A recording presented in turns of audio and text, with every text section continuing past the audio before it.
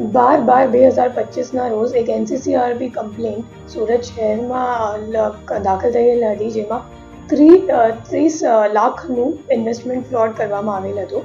આ કમ્પ્લેન્ટની નોંધ અમે લોકો તરત જ લઈને પછી ACP Shweta Daniels, PI NR Patel અને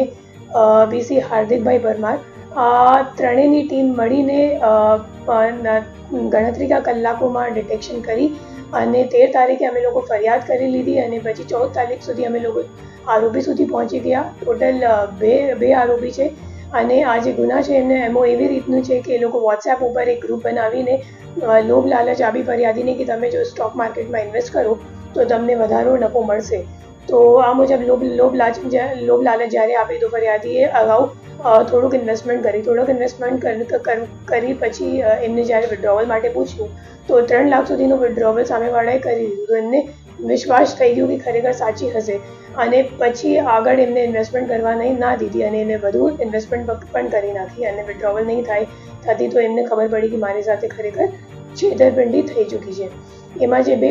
અક્યુઝ અત્યાર સુધી અમે લોકોએ ઝડપી પાડ્યું છે, બંનેનું નામ છે, એકનું નામ હિતેશ છે અને બીજાનું નામ ધાર્મિક છે અને એ બંને કરંટ અકાઉન્ટ, મુખ્ય રીતે એ લોકો કરંટ અકાઉન્ટ ખોલાવે છે અને કરંટ અકાઉન્ટ ખોલાવી એક યશ કરીને માણસ છે મુંબઈનું એમને આપે છે અને આમાં અમે લોકો એમની પાસેથી 11 કરંટ અકાઉન્ટ કુલ મળી આવેલ છે અને 11 કરંટ અકાઉન્ટમાં ટોટલ 53 કમ્પ્લેન્ટ્સ નોંધાયેલ છે અને 57 કમ્પ્લેન્ટ્સ નોંધાયેલ છે અને 53 કરોડનું ટોટલ ફ્રોડ અમાઉન્ટ છે, જેમાં 6 કમ્પ્લેન્ટ છે ગુજરાતનું છે અને બીજા અધર રાજ્યનું પણ છે. એમાં મુખ્ય રીતે અમે લોકોને જોવા મળ્યું કે જે આરોપીઓ છે એમના ફોન ઉપર એક ચાઇનીઝ એપ પણ છે. એ જે ચાઇનીઝ એપ છે એ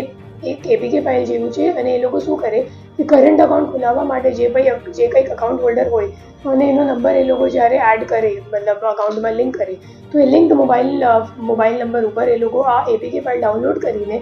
પછી જે OTP આવે નેટ બેન્કિંગ યુઝ કરવા માટે એ તરત જ ઓટોમેટિક રીડિરેક્ટ થઈ જાય એવી રીતે એક ચાઇનીઝ એપ એ લોકો યુઝ કરે છે અને એક નવી રીતની એમો આ કામમાં સામે આવી છે, જેમાં ફક્ત એ લોકો વિક્ટિમ્સ નહીં બટ પોતાના જે ગેંગના લોકો છે એમને પણ એ લોકો એવી રીતની એપ ડાઉનલોડ કરાવીને OTP મેળવવા માટે યુઝ કરે છે.